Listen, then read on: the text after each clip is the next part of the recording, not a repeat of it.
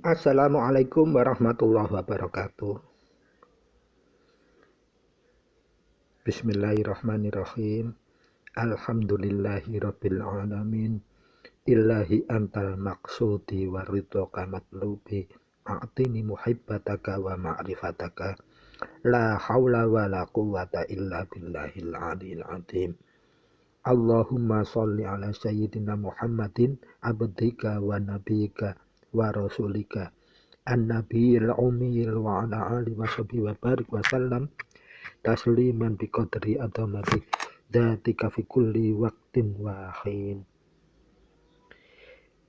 Amma ba'd.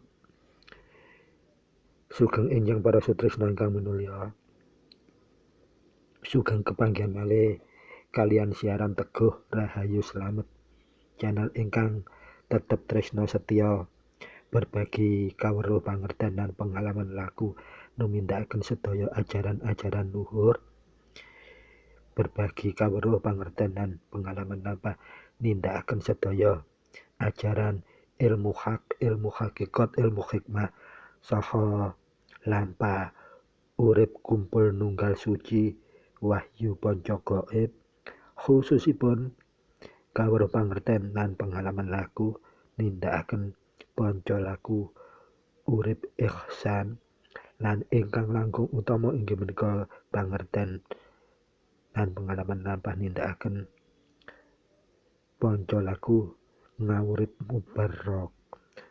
Mugia kepanggihan kita wonten ing injing menika inggih tansah jinangkungan kanugrahan ingkang langkung agung saking Allah Subhanahu wa taala dumateng kita sekeluarga arupi kenikmatan boten wonten kurang suatu napa kemawon, sehat wal afiat dhahir saha batos kita, sehingga kita gesang menika tasih saged ngraosaken estu-estune nikmat lan kita inggih tansah saged anyukuri minimal kelawan ngungelaken kalimat alhamdulillahi rabbil alamin. Para sutresna ingkang minulya, kepanggihan kita wonten ing enjing menika sampun mancik kepanggihan edisi 119 inggih menika ingkang badhe kula pilihaken tema amalan khusus wahyu pancadasa gendewa jungkat panatas. Mugia tema ingkang badhe kita aturaken menika sageta tetep netesaken manfaat miguna lan mahanani dumateng tumindak tumanduk kita nglampahaken gesang wonten ing alam donya nemahi kahanan napa kemawon, khususipun kahanan ingkang sampun estu-estu dados ciri khase kahanan zaman akhir menika, sehingga kita kagungan daya hidayatul hidayah amung pinaringan saking Allah, daya ridhonipun Allah kemawon ingkang saged mawarnai sedaya sepak terjang gesang kita wonten ing alam donya sekeluarga menika. Pramila monggo kita nata niat kita, jembaraken penggalih kita lan ngalusaken rasa jati kagem miwiti bahasan wonten ing injang menika kanthi ngresapaken Fatihah sesarengan. Mugia daya barakatul Fatihah kula saged numurunaken hidayatul hidayah saking Allah supados daya bahasan kita ing tema amalan khusus wahyu pancadasa gendewa jungkat penatas menika saged tetep manfaat miguna lan mahanani dumateng gesang kita wonten ing alam donya sekeluarga. Monggo kita miwiti a'udzubillahi minasyaitonirrajim. Bismillahirrahmanirrahim. Alhamdulillahirabbil alamin arrahmanirrahim maliki yaumiddin iyyaka na'budu wa iyyaka nasta'in ihdinas siratal mustaqim syiratal ladzina an'amta 'alaihim ghairil maghdubi 'alaihim waladdallin rabbighfirli wa liwalidayya amin. A'udzubillahi minasyaitonirrajim. Bismillahirrahmanirrahim. Allahu la ilaha illa huwal hayyul qayyum la ta'khudhuhu sinnatu wa la naum lahu man fis samawati wa ma fil ard man dalladzi yashfa'u indahu illa bi'izni ya'lamu ma baina aydihim wa ma khalfahum wa la yuhituna bi syai'in min 'ilmihi illa bima syaa' wasi'an kursiyyuhus samawati wal ard wa la ya'uduhu hifdzuhuma wa huwa 'aliyyul 'azim wa la ya'uduhu hifdzuhuma wa huwa 'aliyyul 'azim wa la ya'uduhu hifdzuhuma wa huwa 'aliyyul 'azim wa la ya'uduhu hifdzuhuma wa huwa 'aliyyul 'azim wa la ya'uduhu hifdzuhuma wa huwa 'aliyyul 'azim. Shadaqallahul 'azim. Para sutresna ingkang minulya, kala wau inggih menika unen wahyu kagem ngempakaken gendhewa jungkat panatas ingkang badhe kita bahas wonten ing edisi 119 menika. Mugia sageta kita ngamalaken ingkang langkung utama kagem kanten menika damel busur panah ngempakaken ilmu wahyu pancadasa jungkat pamungkas panatas pramila kedah dipun amalaken rumiyin diapalaken di luar kepala rumiyin. Lajeng ingkang angka kalinipun unen kagem ngempakaken wahyu pancadasa anak panahipun panjenengan saged ugi kedah dipun apalaken langkung rumiyin di luar kepala ngantos hafal di luar kepala. Sumangga. A'udzu billahi minasy syaithanir rajim. Bismillahirrahmanirrahim. Alif lam mim. Allahu la ilaha illa huwal hayyul qayyum. Qa'iman bil qist. Dzalikumullahu fa'anna tu'fakun. Walau anna Qur'anan suyirat bihil jibalu aw quti'at bihil ardu aw kullima bihil mauta bal lillahil amru jami'a. Innama amruhu idza arada syai'an an yaqula lahu kun fayakun. Alhamdulillahi rabbil alamin. Bal hum fi labsin min khalqin jadid. Wa huwa ma'akum aynama kuntum. Wallahu bima ta'maluna basir. Inna Allaha qawiyyun 'aziz. Allahu la ilaha illa hu. Wa 'ala Allahi falyatawakkalul mu'minun. Wa man yatawakkal 'ala Allahi fa huwa hasbuh. Inna Allaha balighu amri. Qad ja'ala Allahu likulli syai'in qadra.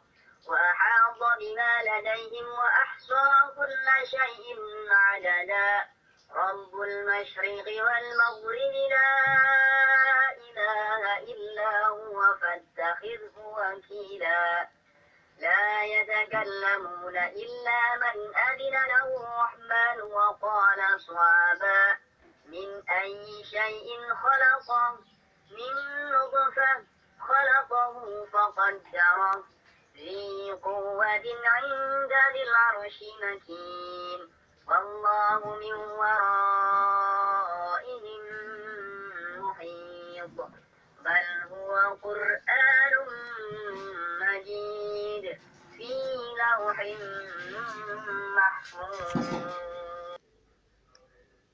Assalamualaikum warahmatullahi wabarakatuh.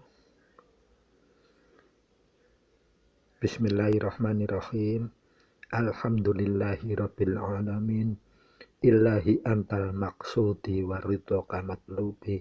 A'tini muhibbataka wa ma'rifataka. La hawla wa la quwwata illa billahil 'aliyyil 'azim. Allahumma sholli ala sayyidina Muhammadin abdika wa nabiyika wa rasulika an-nabiyil ummiyil wa ala alihi wa sahbihi wa barik wa sallam tasliman bi qadri adamati dzatika fi kulli waqtin wa hin. Amma ba'd. Sugeng enjang para sutresna ingkang minulya. Sugeng kepanggihan malih kalian siaran Teguh Rahayu Slamet, channel ingkang tetep tresna setya berbagi kawruh pangerten dan pengalaman laku numindakaken sedaya ajaran-ajaran luhur, berbagi kawruh pangerten dan pengalaman napa nindakaken sedaya ajaran ilmu hak, ilmu hakikat, ilmu hikmah saha lampa urip kumpul nunggal suci wahyu panca gaib, khususipun kawruh pangerten lan pengalaman laku nindakaken panca laku urip ihsan lan ingkang langkung utama inggih menika pangerten lan pengalaman lampah nindakaken panca laku ngawurip mubarok. Mugia kepanggihan kita wonten ing injing menika inggih tansah jinangkungan kanugrahan ingkang langkung agung saking Allah Subhanahu wa taala dumateng kita sekeluarga arupi kenikmatan boten wonten kurang suatu napa kemawon, sehat wal afiat dhahir saha batos kita, sehingga kita gesang menika tasih saged ngraosaken estu-estune nikmat lan kita inggih tansah saged anyukuri minimal kelawan ngungelaken kalimat alhamdulillahi rabbil alamin. Para sutresna ingkang minulya, kepanggihan kita wonten ing enjing menika sampun mancik kepanggihan edisi 119 inggih menika ingkang badhe kula pilihaken tema amalan khusus Wahyu Pancadasa Gendewa Jungkat Panatas. Mugia tema ingkang badhe kita aturaken menika sageta tetep netesaken manfaat miguna lan mahanani dumateng tumindak tumanduk kita nglampahaken gesang wonten ing alam donya nemahi kahanan napa kemawon, khususipun kahanan ingkang sampun estu-estu dados ciri khase kahanan zaman akhir menika, sehingga kita kagungan daya hidayatul hidayah amung pinaringan saking Allah, daya ridhonipun Allah kemawon ingkang saged mawarnai sedaya sepak terjang gesang kita wonten ing alam donya sekeluarga menika. Pramila monggo kita nata niat kita, jembaraken penggalih kita lan ngalusaken rasa jati kagem miwiti bahasan wonten ing injang menika kanthi ngresapaken Fatihah sesarengan. Mugia daya barakatul Fatihah kula saged numurunaken hidayatul hidayah saking Allah supados daya bahasan kita ing tema amalan khusus Wahyu Pancadasa Gendewa Jungkat Panatas menika saged tetep manfaat miguna lan mahanani dumateng gesang kita wonten ing alam donya sekeluarga. Monggo kita miwiti a'udzubillahi minasyaitonirrajim. Bismillahirrahmanirrahim.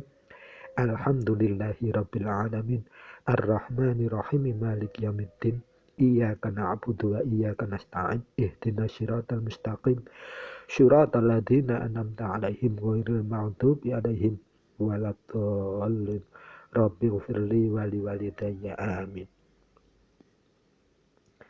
A'udzubillahi minasyaitonirrajim. Bismillahirrahmanirrahim. Allahu la ilaha illa huwal hayyul qayyum la ta'khudhuhu sinnatu wa la naum lahu man fis samawati wa ma fil ard man dalladzi yashfa'u indahu illa bi idzni ya'lamu ma baina aydihim wa ma khalfahum wa la yuhituna bi syai'in min 'ilmihi illa bima syaa' wasi'an kursiyyuhu samawati wal ard wa la ya'uduhu hifdhuhuma wa huwa 'aliyyul 'azim. wala ya'uduhu hifdzuhuma wa huwa 'aliyul 'azim wala ya'uduhu hifdzuhuma wa huwa 'aliyul 'azim wala ya'uduhu hifdzuhuma wa huwa 'aliyul 'azim wala ya'uduhu hifdzuhuma wa huwa 'aliyul 'azim. Shadaqallahul 'azim. Para sutresna ingkang minulya, kala wau inggih menika unen wahyu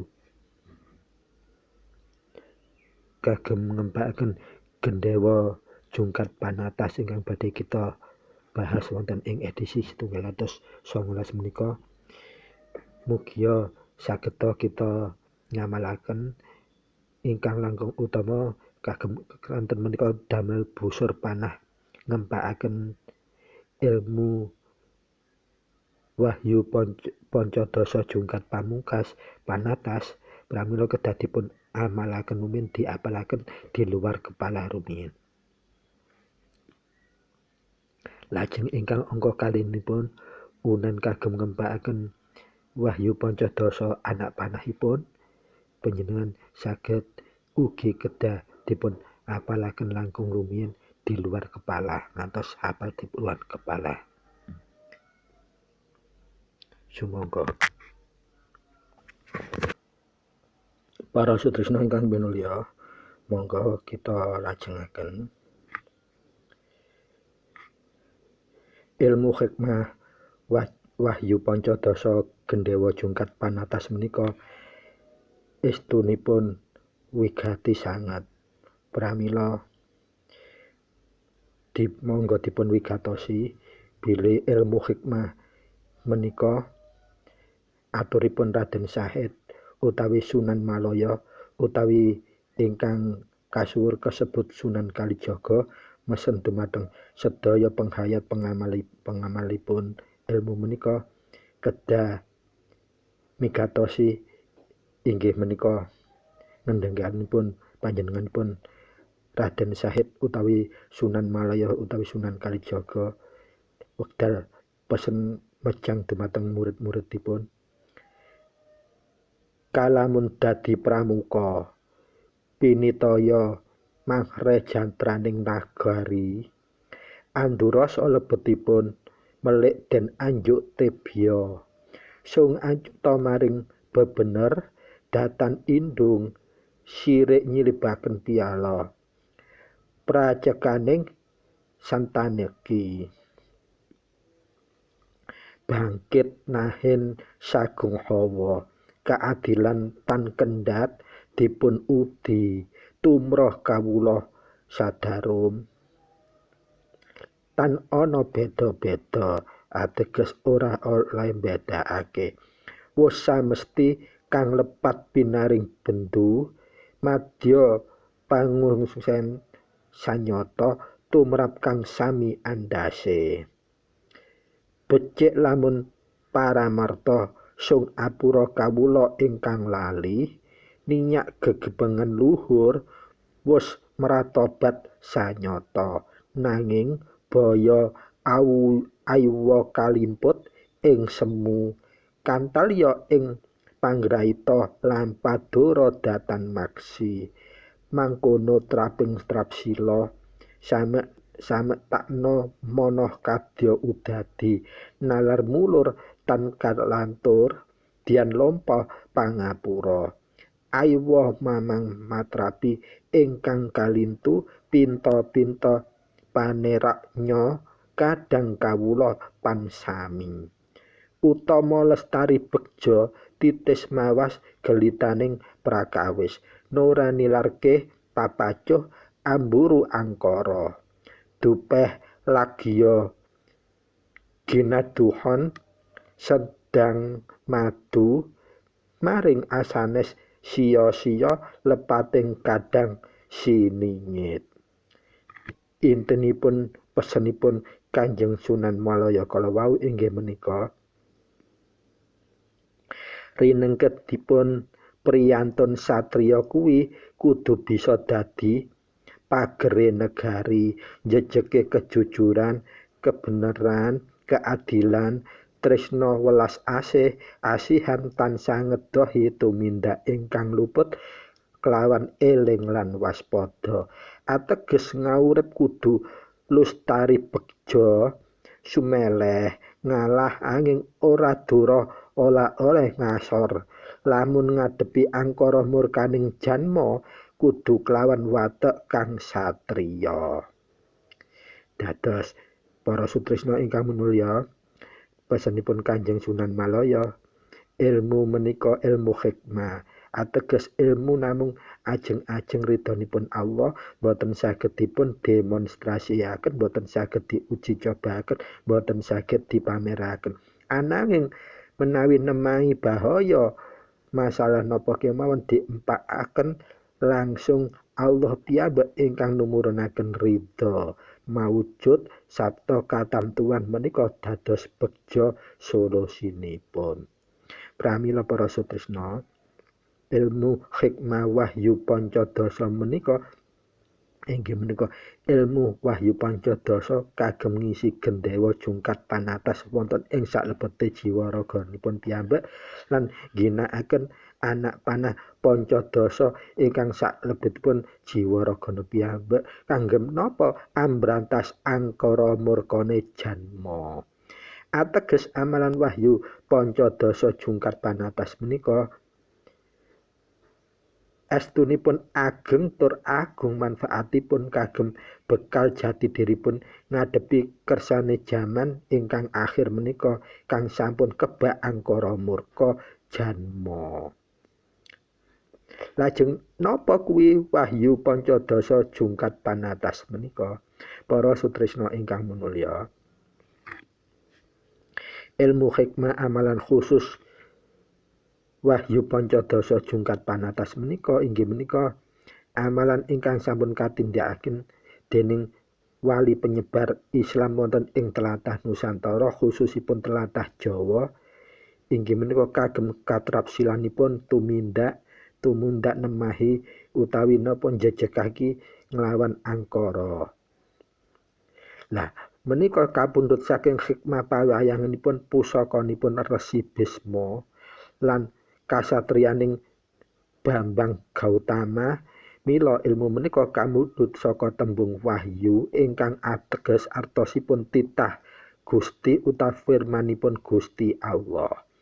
Njur tembung pancadasa menika ateges cacahe jumlahipun wahyu ingkang didamelaken anak panahipun kagem ngempakaken ambrasta sedaya angkara murka inggih menika cacahipun gangsal welas gatra.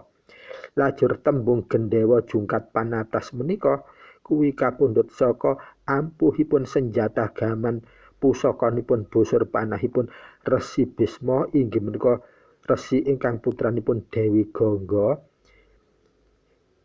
kang saged nundhukaken Resi Seta kang rikala semanten ngamuk ontran-ontran bawana lan ontran-ontran wonten sedaya nagari inggih menika nawung ngudal kapuasan angkara murkanipun boten wonten ingkang saged ngatasi banjur kabrantas dening Resi Bisma ingkang saged nundhukake ngagem pusaka gendhewa jungkat panatas menika ingkang sampun diparingi saking ibunipun Dewi Gangga. Lajeng ingkang angka kalimanipun inggih kapundhut saking hikmah ampunipun pusaka jungkat panatas kagunganipun satriya Bambang Gautama. Lah satriya Bambang Gautama menika rakyat jelata menawi Resi Bisma menika wis keturunan dewa ya termasuk bangsawan putranipun Dewi Gangga. Dados pusaka utawi senjata jungkat panatas menika kagawe dening tiyang boten wonten bedanipun stratanipun tinggi utawi rakyat jelata inggih sami-sami saged kagunakaken lamun kagem ambratas angkara murka.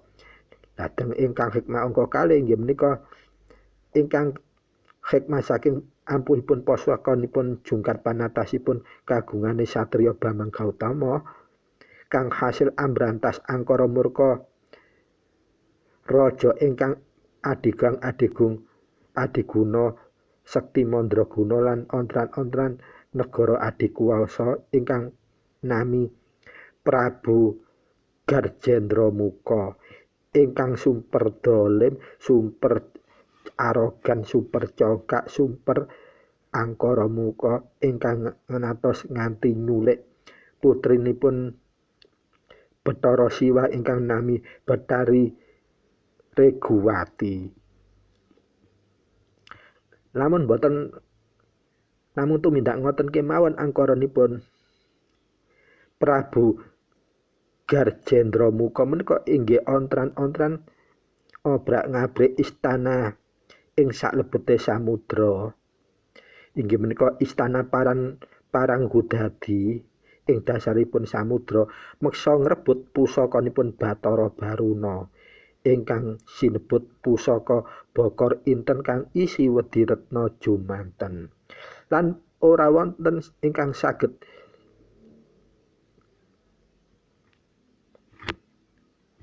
naklukaken rikala semanten, nanging akhiripun Satriya Bambang Gautama menika ngagem pusaka ingkang paring asma Jungkat Panatas ugi pinaringipun Bathara Siwa lajeng saged mbrantas Prabu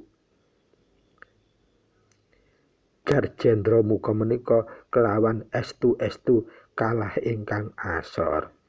Kesimpulanipun para sutresna, amalan khusus Wahyu Pancadasa Jungkat Panatas menika estu-estu wigatos kagem menapa?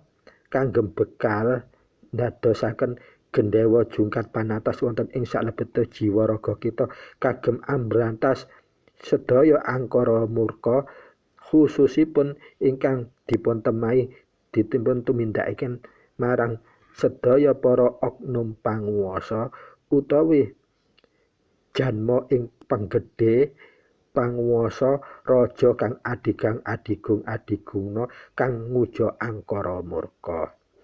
Mula banjur Wahyu Pancadasa Gendhewa Jungkat Panatas menika kagem piyandelipun para wali ingkang nyebaraken agama Islam wonten ing tlatah Nuswantara khususipun Jawa. Sehingga Wahyu Pancadasa Gendhewa Jungkat Panatas menika amargi Raden Syahid utawi Sunan Malaya menika uga kuwatos dening mangke wonten ing tembe wingkingipun menika lho dakwah Islam menika justru kuwat alang-alanganipun saya abot sehingga menika dipun pesenaken kagem bekal ambrantas angkara murka kelawan supados kita numindakaken dakwah Islam wonten ing jaman akhir menika boten ngantos uwas lan sumelang kagungan piyandel ingkang langsung hakul yakin saking Allah namung ajeng-ajeng ridhonipun Allah menika boten kasebut ilmu kanuragan kranten boten mengginakaken gaib saking jaba utawa makhluk gaib jaba dayanipun langsung saking ridhonipun Allah Subhanahu wa taala. Lajeng dos pundi cara numindakaken amalan khusus menika para sutresna ingkang minulya ingkang kados koko pembukaan kala wau inggih menika ingkang pertama ungel-ungelan unenipun kagem nglebetaken Gendhewa Jungkat Panatas wonten ing salebetipun jiwa raga kita kedah panjenengan apalaken ngantos apal di luar kepala rumiyin. Lajeng unen ingkang angka kalih inggih menika Wahyu Pancadasa inggih kedah panjenengan apalaken apal di luar kepala langkung rumiyin kagem napa nglebetaken gangsal welas kuncara anak panah Jungkat Panatas menawi ingkang unen pertama damel gendhewanipun ingkang cacahipun gangsal welas menika kagem anak panahipun atosipun kagem nembakaken. Nah, menika nggih kedah panjenengan amalaken diapalno sampai apal di luar kepala langkung rumiyin. Dados unen kangge ingkang angka pertama kagem ngempakaken busur gendewa jungkat panatas menika kapundhut saking wahyunipun Allah inggih menika surat Al-Baqarah 250 gangsal ingkang kasuhur sinebut ayat kursi. Nah menika kedah dipun apalaken nganti apal di luar kepala langkung rumiyin. Lah ingkang angka kalih kagem ngempakaken anak panah Wahyu Pancadasa jungkat panatas menika kapundhut saking inggih menika wahyu ingkang cacahipun gangsal welas inggih ingkang sampun kukuh aturaken wonten ing inggil wonten pembukaan kalau panjenengan kedah ngapalaken rumiyin sampai apal di luar kepala langkung rumiyin. Lajeng tata caripun mlebetaken utawi ngresepaken manjingaken ilmu menika ing salebetipun jiwa raga kita dos pundi lampahipun. Para sutresna ingkang minulya, wonten pilihan-pilihan.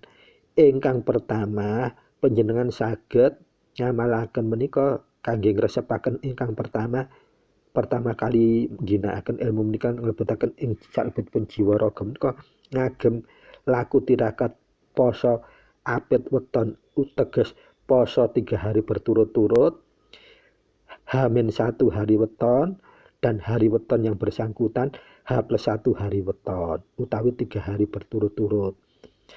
Cara posonipun mutih sahuripun mulai jam 12 bengi, bukanipun jam 6 utawi sak bibaripun maghrib. Nah, selama laku tirakat menika panjenengan kedah ngresapaken utawi ngemelaken unenipun di waktu-waktu tertentu. Lajeng tata cara ingkang angka kalih panjenengan saged ngagem tirakatan ingkang arba'in setunggal lan arba'in kali berarti radi dangu nanging cara ngamalipun boten abot.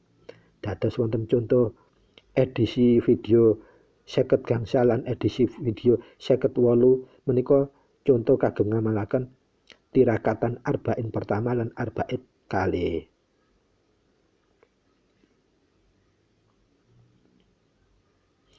Ananging ingkang langkung afdol menawi panjenengan nglebetaken ilmu menika wonten ing jiwa raga ngagem tirakatan ingkang angka kalih inggih menika ngangge arba'in setunggal tutorial edisi 50 gangsal lan arba'in kali tutorial edisi 58 insyaallah boten wonten resiko gagal. Insyaallah langsung saged manjing saking ridhonipun Allah. Menawi apit weton menika saged nanging sok-sok ingkang sampun kalampahan ngulang ngantos kaping 3 baru saged mlebet. Nah, dados kranten wanci menawi 3 hari nglakoni ambek 80 dina nglakoni bedane ado. Saka pengorbanan utawi mawa beyanipun ingkang sampun ditindakaken menika juga menentukan hasil. Para sutresna ingkang minulya, lajeng dos pundi tata caranipun posonipun? Posonipun menawi damel apit weton kala wau saged poso mutih inggih menika mulai sahur jam 24 malam. Bukanipun saben-saben badul maghrib. Mutih nyel nggih sekul petak kalian toya petak kemawon. Nanging numindakaken menawi ngagem tirakat apit weton menika wonten badanipun kalian menawi numindakaken kelawan laku tirakat arba'in. Kagem nglebetaken gendewa jungkat panatas utawi ngagem Al-Baqarah 250 gangsal kala wau cara numindakaken ingkang pertama kedah dipun dahului dipun wiwiti kalian ngempakaken 6 peluncur Fatihah. 6 peluncur Fatihah menika kados petunjuk wonten edisi 030 kalih utawi urut-uratanipun panjenengan ngintun sirrul Fatihah. Ingkang pertama kagem Kanjeng Nabi Muhammad sallallahu alaihi wasallam ingkang angka kalih kagem malaikat muqarrabin Ingkang angka 3 kagem Nabiullah Khidir alaihissalam lan ingkang angka 50 kagem Man Ajahsana, ingkang angka gangsal kagem ibu lan bapak kita, lan ingkang angka 6 kagem diri kita pribadi. Carapun ngempakaken Fatihah kados makaten monggo dipun wigatosi. Ingkang pertama, panjenengan narik nafas ndamel irung utawi grana, narikipun penuh saka udel, lajeng wonten perut, dilewataken perut rada diatosaken, lajeng lewat dada. Lah menika tanda-tandane ngungelep menawi narik ingkang kapunjaken udel terus lewat perut lan lewat dada menika kepala kita kaya ketarik ngangkat ndangak ke belakang. Lajeng menika saat narik mulai udel langsung ngungel dalam hati ta'awud utawi a'udzubillahi minasyaitonirrajim. Kedah ta'awud menika selesai ngantos badhe dumugi dhateng umbun-umbun utawi umbun-umbunan. Sabibaripun dumugi umbun-umbunan diengkrek utawi dikendel nafasipun, dipegeng antawis 7 kedutan. Lajeng wonten umbun-umbunan menika panjenengan kedah netakaken bismillahirrahmanirrahim kelawan dipun mbosaken ngagem hidung ugi saking bunbunan kala wau sambil maos bismillahirrahmanirrahim tetep ing salebetipun manah, lajeng Fatihah tetep ngantos tumurun wonten ing sikil kekalih driji sekali menika pas selesai aminipun. Dados 6 peluncur Fatihah menika nindakaken Fatihanipun tata caranipun kados ngaten. Disedot saka udel nganggo irung, ngungel a'udzubillahi minasyaitonirrajim diliwatno poteng, diliwatno dada, ngantos meh bunbunan diengkrek. Kudu selesai a'udzubillahi minasyaitonirrajim sadurunge mlebu bunbunan. Sabibar dimbun-bunan menika dipegeng 7 kedutan, lajeng ngungelaken bismillah, lajeng ditutukaken kalih ngembusaken irung. Ngembusaken lewat irung Fatihah dalam hati. Sak sampunipun tumuju ngantos driji kekalih mila panjenengan pegeng malih. Lah menika kagem Fatihanipun. Ingkang apa kalih kagem ngresapaken unen wahyu Gendewa jungkat panatasipun inggih menika Al-Baqarah 250 gangsal menika tata cara ngungelaken menika kados mekaten. Panjenengan kedah miwiti kalian Fatihah kala sampun nggih, lajeng panjenengan nindakaken ngungel ing salebetipun manah nanging ngagem nafas. A'udzubillahi minasyaitonirrajim. Bismillahirrahmanirrahim. Allahu la ilaha illa huwal hayyul qayyum la ta'khudhuhu sinatun wa la naum ngantos dumugi kalimat ingkang akhir wala ya'udzuhu khiftuhuma wa huwa aliyul azim menika boten pareng bernafas. Dipun ambali ngantos 7 kali. Sabibaripun selesai 7 kali ngambali tanpa nafas kala panjenengan nyuwun dumateng Gusti Allah kados mekaten, ya Allah, saya niat nglebetaken daya gaibipun barokahipun Al-Baqarah ayat 250 gangsal kagem ngempakaken ilmu hikmah gendewa jungkat panatas wonten ing salebete jiwa raga kula nyuwun ridho panjenengan. Lajeng panjenengan tutukaken wala ya'udhu khibtuhuma wa huwa alil adim sepisan tanging boten ngangge nahan nafas. Sabibaripun ngantos selesai panjenengan hembusaken kaping 3 ngangge mulut ditutup kali ambekan teng irung kaping sepindhah. Menika untuk 1 kali ngungelaken Al-Baqarah 250 gangsalipun. Lah, tata cara menawi kita ngagem tirakatipun apit weton kedah minimal dipun ungelaken kaping 51 Lah, lamun kita menawi nindakaken damel arba'in setunggal lan arba'in kalih cukup panjenengan ngungelaken namung 7 ping 7. Dados menawi apit weton 41 kali ngambalipun, menawi damel arba'in ngambalipun namung ping 7. Lah ngambali ping 7 ae lho. Sing kalimat terakhir dipingno 7 kan berarti wis 49 padha wae. Ngaten. Apa meneh lek sing gawe arba'in 41 ping 7. Ping 7 itu kalimat terakhir harus diulang 7 kali terus ditutup lagi 1 kali pakai nafas. Nah menika kagem bentuk gendewa jungkat panatas wonten ing salebetipun jiwa raga kita.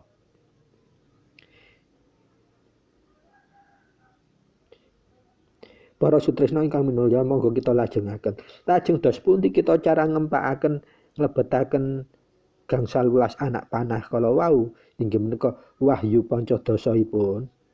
Para sutresna ingkang minulya sami nglampahaken tumindakipun menawi kagem gendewa utawi ngagem Al-Baqarah 250 gangsal kala numindakaken untuk yang abad weton dilakukan setiap selesai 5 waktu dan juga diakhiri pas juga jam 24 malam-malam juga dilakukan.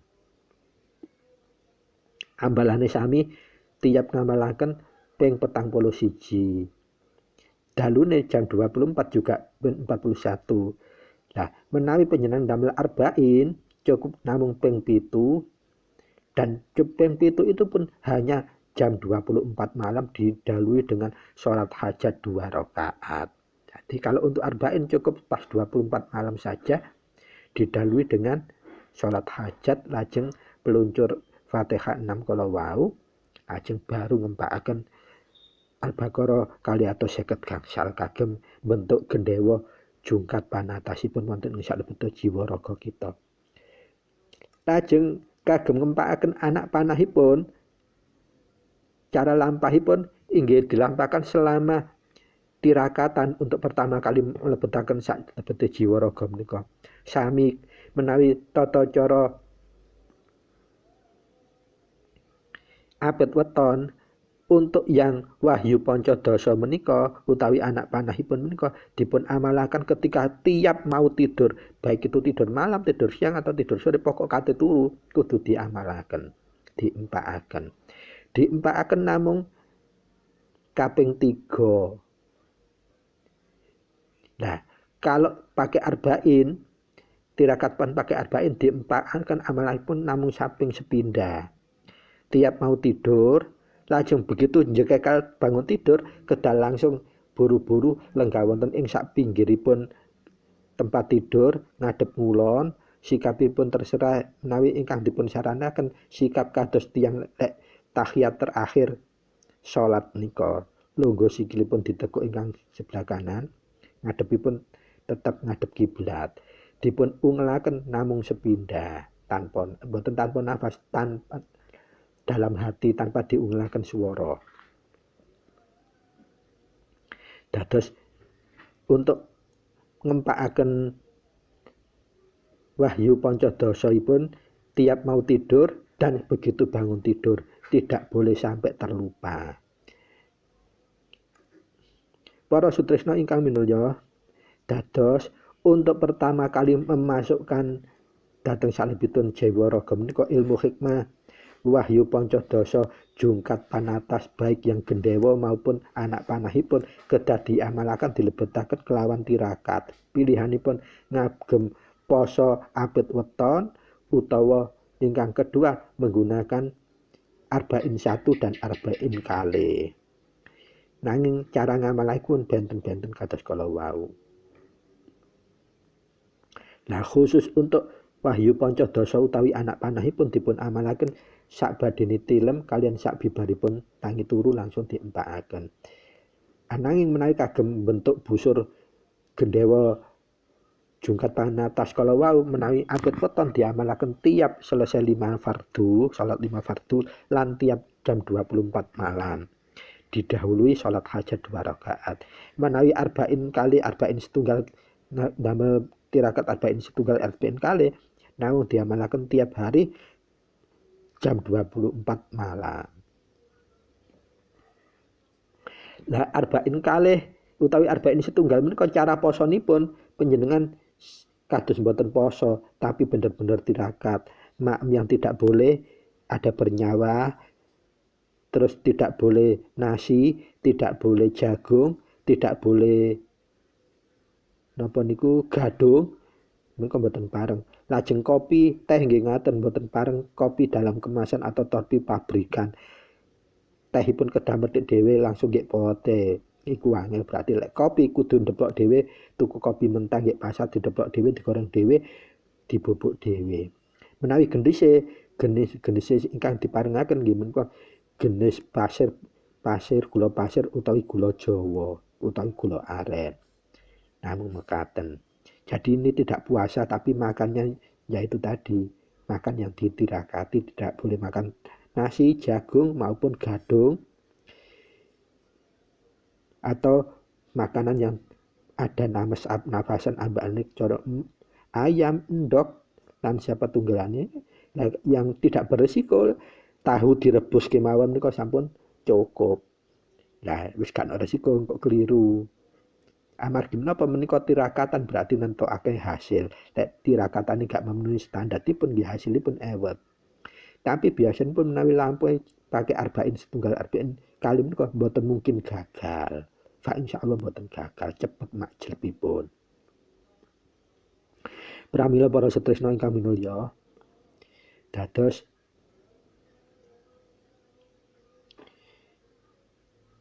ilmu menika estu wigati karena sampun dipun prediksi kalian Sunan Malaya bile mangke dakwah agama Islam wonten ing akhir zaman kalau tuan tangane wake. Lah supaya kita mboten uwas sumelang kudu duwe piyandelipun bekalipun. Piyandelipun sanes ilmu kanuragan, kudu ilmu hikmah ateges ilmu ingkang saged maujud namung saking ridhonipun Allah. Ingkang sinebut inggih menika ilmu wahyu pancadasa gendewa jungkat panatas. Lan ugi kedah dipiyandeli kelawan 15 anak panahipun. Kedah dipun kagungi gadahi. Pramila para tresna, monggo dipun wigatosi, dipun catet panjenengan amalaken menika kagem napa nemahe kahanan akhir zaman menika lho sampun repot panjenengan.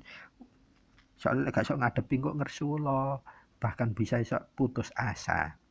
Tantangan zaman akhir menika angkara murka menika mbuh saya cetha wela-wela wis bener-bener ndrosa ndlodo inggih menika adigang adigunanipun.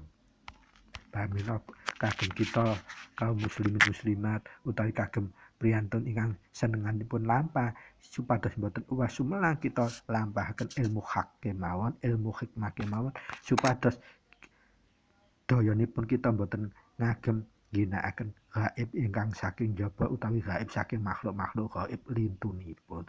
Menika langsung daya saking ridhanipun Allah kemawon. Para sutresna ingkang minulya monggo kita lajengaken. Lajeng dos pundi tata cara numindakaken menika ngempakaken menawi sampun kita lampah berarti atosipun ilmu hikmah wahyu pancadasa gendewa jungkat panatas menika sampun lebet wonten ing salebetipun jiwa raga kita berarti sampun siap dipun empakaken kangge ngadepi sewaktu-waktu dibutuhaken dos pundi tata caranipun. Para sutresna ingkang minulya, ilmu hikmah menika kedahe menawi kita badhe tindak dhateng pundi kemawon badhe medal saking griya kudu waktu kate metu pas mancik ing sak ngajengipun lawang pintu kita mancik damel sikil tengen jerak lajeng kita kendel wonten ing ngajengipun pintu lajeng ending sekedap tarik ambekan ingkang alus lajeng panjenengan empakaken inggih menika unanipun gendewa jungkat panatasipun ingkang ngagem Al-Baqarah 250 gangsal kala wau. Tata cara nggih sami kados menawi ngungelaken wekdal lampah tirakatan kala wau. Inggih menika mulai diawali Fatihah, tata cara Fatihah kados ngaten sampun sepindah. Lajeng ngungelaken Al-Baqarah 250 gangsal tata cara kados ngaten yang akhir kalimatipun dipun pegeng ndak pakai nafas. Diulang ping 7 lajeng ditutup 1 kali pakai nafas inggih menika matur dhateng Allah, ya Allah niat ingsun nglebetaken ngaktifaken inggih menika barokah fadilahipun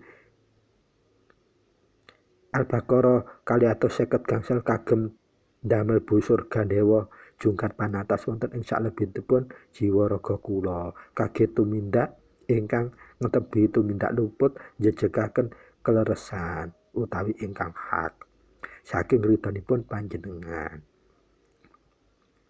Lah sak pimparipun panjenengan ngungelaken ngaten sampun pakai gedrog bumi 3 kali der utawi ndamu wonten ngajeng boten usah wonten ngenggil ditutup kelawan nyebulaken ambekan saking irung samping sepindah. Nah, menika sampun siap. Sewaktu-waktu kita membutuhkan sudah bisa kita empakkan. Lajeng kagem nyiapaken anak panah gangsal welas menika inggih menika wahyu pancadosanipun panjenengan kedah ngungelaken dalam hati. Tidak usah diulang, cukup 1 kali sambil berjalan, tidak apa-apa, sambil naik sepeda motor kan sudah apa di luar kepala diungelaken sampun sepindah. Atau sipun menika sampun nyiapaken busur lan anak panah wonten jiwa raga kita.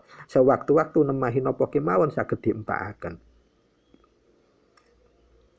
Nah, bedanipun wonten kekhususanipun menawi secara umum kita ngempakkan menika tata caranipun ternyata moro-moro loh aku nggih tengah dalan kok dicegat napa makhluk ingkang gegirisi utawi menawi cetha-cetha rampok lah begal dicegat sadurunge wis adep-adepan kita namung cukup ngungelaken ingkang wahyu pancadosanipun kemawon utawi unen ingkang angka 2 dalam hati namung sepindah kalian panjenengan mundhut krikil cilik panjenengan slempetaken wonten ing pucuke kuku jari tengah kalian jari jempol menawi kados nyelenthekaken nyipataken kalian nyentik ngoten lho. Nah, sabipun dipun ungelaken diniatipun dateng Gusti Allah, ya Allah, saya niat untuk melempar anak panah menika kagem nemahi menika. Nah, kalau itu pencuri atau begal atau rampok panjenengan sebutaken keranten ridhonipun Allah. Baru kita lepas pakai tiupan di mulut. Nah, ngoten kemawon. Dados krikil kala mencelat. Senasa mboten nyampe tiange tapi saat kita mau nyelenthekaken kan mata kita melihat dia, ngemati dia wajahnya dan hati kita sudah niatkan untuk melesatkan anak panah Pancadosa jungkat panatas menika. Nah, lamun secara khusus menawi fadilah-fadilah yang khusus, kalau kita nemai permasalahan secara khusus menika ingkang pertama ada cacanya juga 15. Kagem nglancaraken martabat taubatan nasuha. Lamun kita kok ngrasakno aku kok uripku kok gampang tumindak Allah utawa tumindak luput sih. Kok gampang ngrempehno kebenaran sih. Nah, menika ateges kita kan ada tanda-tanda kelelep nafsuipun saking hawa njaba utawi nafsu ingkang lepat. Nah, menawi panjenengan numindakaken cukup sambil jalan-jalan diempakaken ingkang kala wau unen ingkang kalih, tapi khusus untuk nadai hajat ingkang pertama inggih menika kagem ya Allah supaya saya ini tidak sampai jalan-jalan lagi ya Allah. Itu diungalkan setelah ngungelaken dalam hati, ya Allah niat ingsun menika kangge nglancaraken tobat nasuha kula ya Allah supados mboten baleni tumindak ingkang Allah menika. Nah, sakben diungalaken diniataken disebulaken lewat mulut 3 kali. Terus ditutup kalian ngembusaken nafas lewat hidung 1 kali. Nah, namung ngaten. Itu khusus untuk ngempakno panah ingkang damel melancarkan mertobat nasuha utawi napa nyadaraken diri. Ingkang angka kalenipun fadilipun kagem nyegerakaken ijabahipun hajat ingkang mendesak. Hajat ingkang mendesak itu atase ngaten. Lho aku kok kelalen si rek gak nggawa dhuwit. Dadakno keperluan gede, gak duwe dhuwit, gak nyekel dhuwit nyele yang kanca kantor kek. Nah, supaya mboten santos gagal panjenengan ungelaken kala wau. Dados melesataken wis ketok kancane umpamane si aku tak nyilir aku butuh nemen tapi mendingan tak sahur lek aku mlebu lak gawe dhuwit menene. Nah, kedah kangge mboten tumindak luput. Nah, nyegeraken hajat menika saged diungelaken kados ngaten kala wau. Carane nggih sami. Sabiben ngungelaken diniat ya Allah, saya punya hajat nglempar panah panca dosa menika agem badhe ngambil akta butuhan kula menika mboten saged dipun hindari nanging benjing badhe kula sahur. Nah, supados siik menika mboten ngantos mboten percaya lan ngampili. Nah, disebutkan jenenge dicipta wajahe tanpa dimbusaken kalian mulut. Ditutup kali nafas lewat hidung satu kali. Nah, langsung ngadep tiange. Insyaallah mboten ngantos gagal. Ingkang angka 3 nipun kagem nguncuraken mahabbah utawa daya wibawa utawa daya cinta asih welas asih dumateng sinten kemawon ingkang serik dengki dumateng kita. Lah umumipun wonten kantor wonten menapa pundi kemawon pangganan mesti wonten ingkang serik dengki, wonten sing seneng wonten ingkang mboten seneng. Apa malih politikus utawi kakantoran lan sepatunggal organisasi tetep sami. Nah, cara ngempakaken nggih ngoten. Lho aku kok lak ketemu si X sing benci mbek aku nemen, sing jahat mbek aku nemen. Nah, menika dipun empakaken. Caranipun sami. Nah, menika fadilah ingkang angka 3. Dados supados kita berwibawa punya mahabbah atau daya aura yang positif.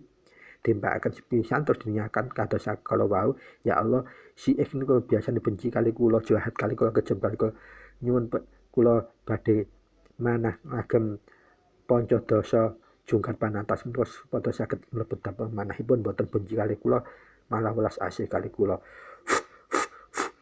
Lewat mulut 3 kali ditutup kali nafas lewat hidung 1 kali. Nah, langsung panjenengan panggi insyaallah boten saged muring-muring piyambak boten saged benci, malah welas kali panjenengan, tresna kalian panjenengan, sungkan kali panjenengan. Ajeng ingkang angka 4 kagem ngukum. Lah menika kagem ngukum. Kangge ngukum utawi ndadekaken larane wong kang ndolimi awake kita. Kangge ngukum lan ndolimi tiyang ngandolimi awak kita menika umpamane kewene mari teko kewantara gak ono perkara gak ono kok moro-moro diweleki kanca ngantek nggih ngarepe wong umum. Wis wirang apa meneh mungkin sampai moro tangan. Nah, panjenengan mboten usah bales. Bedal wangsul di perjalanan bisa mandek golek tempat sing tidak dilihat sama orang, ambil batu setunggal, lajeng panjenengan kertas setunggal. Kertas menika panjenengan sawu paringi lemah. Lah, menika panjenengan ungelaken unen ingkang panca dosa menika. Lah sababaripun panjenengan niataken ya Allah, saya ini sudah tidak kuat daripada saya sampai putus asa, sampai ndolimi diri sendiri. Saya ingin memberikan hukuman, memberikan pelajaran.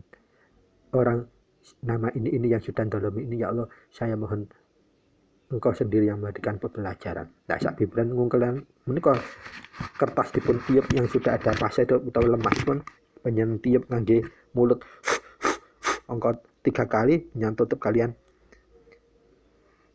ngembusaken lewat hidung 1 kali, lajeng kertas menika panjenengan tindhi kelawan watu ingkang ageng. Insyaallah maksimal 1 kali 24 jam itu langsung pelajaran saking Allah dumugi dumateng ingkang bersangkutan. Nah, ananging saranku menika sampun ditumindakaken soalnya menapa? Selama batu besar menika mboten panjenengan pundhut, selama itu pula dia akan merasakan kesakitan dan juga terkadang sulit sembuhnya. Dan ini juga dikhawatirkan kalau ada hukum sebab akibat. Karena napa? Kita balas dendam itu juga tidak boleh sebetulnya. Nah, menawi mboten nggunakaken kertas dipun ditindhi kalian watu ageng mboten napa-napa, dados dia merasakan sakitnya itu tidak sampai sehebat bahkan bisa mencelakai kalau ditindih batu itu. Lajeng ingkang angka 8 nipun menawi panjenengan moro-moro kok keracunan teko apa ae, teko panganan utawa sengaja dipasangi uwong. Lah panjenengan saged ditiupaken dumateng degan ijo. Dados mantun ngungelaken unen Pancadasa panjenengan niyataken kagem nyuwun ridhonipun Allah kagem netralisir racun wonten ing salebetipun badan ingkang sampun kadung mlebet. Panjenengan lebetaken dhateng toya ijo menika saking ridhonipun Allah. Ditiup kali mulut 3 kali, ditutup kalian nafas ambakan hidung 1 kali. Dumateng toya ijo langsung panjenengan minum. Begitupun kalau untuk nambani orang yang keracunan seperti itu juga. Dados ingkang sakmenika angka 9-nipun fadilanipun menawi panjenengan moro-moro sakmenika wabanipun wabah Covid-19. Loh, keranten duwe kanca apik panjenengan kan kudu nyambangi gak enak lek nyambangi ternyata di sana itu banyak orang yang kena Covid. Nah, panjenengan nalika menika ngrasakaken badan saya kok gak fit ngenten lagi nyambangi. Enggal-enggal panjenengan matrap ngagem Wahyu Pancadasa menika, inggih menika anak panas jungkat panatas menika, panjenengan tindakaken lenggah dumateng toya petak kemawon, boten napa-napa menawi wonten toya petak dipun paringi madu asli. Panjenengan empakaken unen Pancadasanipun, lajeng sabebaripun panjenengan niyataken nyuwun dumateng Allah netralisir menika wabah supados mboten mlebet dhateng raga jiwa kula. Ditiupaken lawan mulut 3 kali, ditutup kalian ngembusaken nafas hidung 1 kali. Jres wonten ing salebetipun toya ingkang badhe kita unjuk. Kangge ngobati tiyang lintu nggih sami kados ngaten. Nah, ingkang angka 11 menika kagem ingkang angka 11 kagem nglancaraken hajat donya akhirat. Hajat donya akhirat itu ngaten. Umumipun tiyang ingkang badhe sakaratul maut menika ewet ingkang panci wis kulina nindakaken tumindak luput, bahkan beberapa hari tidak mati-mati lah. Panjenengan saged ngempakaken ilmu menika dilebetaken wonten ing toya petak, carane padha kala wau, mari diempakaken, ditiupna lewat mulut 3 kali, ditutup kalian nafas saking hidung 1 kali.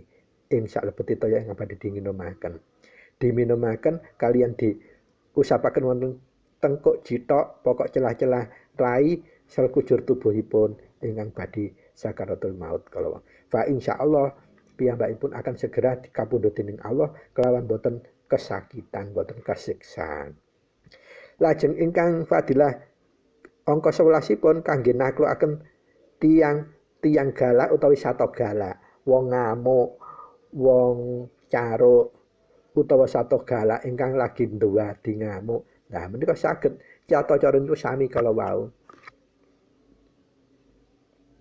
Kalau orang yang ngamuk tanpa sarana pun bisa, cukup panjenengan empakaken lajeng ditiupaken tapi diarahkan kepada yang orangnya. Ditiupkan meskipun tanpa enggak nyidek, ditiupkan tapi diarahkan, cipta kita diarahkan ke sana. 3 kali lewat mulut, 1 kali ditutup kalawan hidung, nafas 1 kali. Menawi sato galak nggih sami. Nah, menawi ingkang mantep sanget panjenengan mundhut lemah utawi debu, nah panjenengan empakaken dongane wonten ngoten dilebetaken ditiupaken lewat mulut fufu 3 kali, niatipun kangge ngusir kala satu galak utawi tiyang ingkang galak kala, dan juga dengan ditutup mbusan hidung 1 kali langsung disapurna, fa insyaallah mangke akan ngalih nyise. Nah, ingkang kagem angka 12-ipun saged kangge tumindakaken nemahi ngatasi menika menawi kagungan hajat khusus urusan donya, jenjang karir, jabatan lan pangkat. Nah, biasanipun wonten sedaya instansi gesekan sikut-sikutan kok mesti wonten. Nah, menawi kita nemahi kados ngoten kok kok kudu ana geser-geseran sih rek. Menika mau diamalaken ben dinten. Tiap jam 24 dalu. Tata carane namung nggih mengheningkan cipta, diwaca namung sepindah, tapi nggih mulai diwiwiti kalian ngempakaken pluncur Fatihah 6 kala wau. Terus napa wahyu kangge gendhewa utawa busur panahipun inggih kedah diempakaken baru pancadosahipun. Sababaripun dihembusaken kelawan mulut 3 kali, diarahkan diciptakan datang yang dituju orang yang mau geser itu siapa, yang mau dalim ini siapa, dan ditutup kalian hembusan hidung 1 kali. Lajeng ingkang angka 13ipun kangge nglumpuhaken begal kados rampung kados kala wau sami dados tiyang jahat napa mawon. Nah, menika nggih saged ugi kangge menawi nemahi ana demo, ana kerusuhan. Lho, kok ana rindu, kok ana udan deres, angin bledek lah timane kene keweden kangge ngempakaken menika sami saged. Panjenengan lenggah sawetawis utawa mendel sawetawis tarik nafas terus Fatihah 1 kali ngempakaken donga wahyu pancadasa menika lajeng dihembusaken lewat mulut 3 kali fuh fuh fuh ditutup kelawin hembusan nafas hidung 1 kali. Fa insyaallah panjenengan akan terhindar dari mara bahaya, panca bahaya alam maupun tiyang utawi napa kemawon. Lajeng ingkang angka 11 lah menika khususipun panjenengan umpami wonten kahanan donya iki kok semakin tambah gak tayo sih, tapi panjenengan yakin bahwa ini akibatnya oleh para oknum penguasa, para oknum pemimpin yang dolim, pemimpin nopo kemawon, pemimpin baik pemimpin negara, pemimpin bangsa, pemimpin masyarakat, pemimpin organisasi, bahkan pemimpin agama yang ngelewat oknumipun ngelewat lah. Kalau panjenengan sampun prihatin nemen, panjenengan mbakaken ngagem menika tata cara nggih tetep sami kala wau. Namung menawi khusus kangge pemimpin penyendamunipun wonten nginggil. Nipun dhateng mulutipun ndamun dhateng nginggil, lajeng ndedrukake ping 3. Ngempakake sami ditutup kalian ngembusaken nafas lewat hidung 1 kali. Nah, ini menika ingkang paling penting menika wigati darurat, dalam keadaan darurat kita naik pesawat, kita naik mobil, kok moro-moro terkunci rem blong dan sebagainya, utawa kita kegembok pintu dan sebagainya. Tapi ini mboten direkod ya Mbak lho. Menika panci tidak disengaja lho. Waduh kok remku blong. Luduh kok aku kegembok teko njaba lah. Kagem buka menika namung panjenengan ngelaken menika tanpa nafas. Menika harus tanpa nafas, kudu dikuatno. Wahyu pancadasa diempakno kudu tanpa nafas dikuat-kuatno. 1 kali mawon terus diniataken kagem napa hajatipun. Buka gembok, remik blong dan sebagainya supaya selamat saking Allah ridhani Allah. Diembusaken lewat mulut 3 kali, lajeng ditutup kalian nafas hidung 1 kali. Fa insyaallah cilakane mboten ngantos kelampahan. Panjenengan sampun tersolusiaken. Pramila para sutresna migateni menika estu manfaatipun ageng tur agung. Pramila monggo kita kedah nemahi ing akhir zaman menika kedah anduweni piyandel namung saking ridhonipun Allah arupi ilmu hikmah ingkang sinebut wahyu pancadasa jungkat panatas baik jungkat yang gendhewa maupun anak panahipun panjenengan kedah saged gadai supados napa boten kagungan uwas lan sumelang yakin kita dumateng Allah Subhanahu wa taala semakin kokoh semakin kita saged kagungan jati diri ingkang jelas inggih menika jatuh diri namung arep-arep ridhonipun Allah Subhanahu wa taala semata boten ngagem gaib jaba boten bersekutu kalawan makhluk gaib jaba. Para sutresna ingkang minulya mugia napa ingkang kuku aturaken khusus ing edisi menika saged kalebu amalan sedekah ilmu ingkang manfaat lan saged manfaat migunani mahaning dumateng sinten kemawon ingkang kersa nglampahaken lan saged nyadaraken sinten kemawon ingkang sakmenika lagi kelelep kalian angkara murkanipun akhir zaman menika. Pramila mbok bilih wonten kirang lan langkunge ucap utawa atur kuku nyuwun gunging pangasami matur nuwun sanget kagem wigatosipun. Wabillahi taufiq wal hidayah wa biridha wal inayah. Wassalamualaikum warahmatullahi wabarakatuh. Sugeng kepanggihan malih wonten ing edisi saklajengipun. Matur nuwun.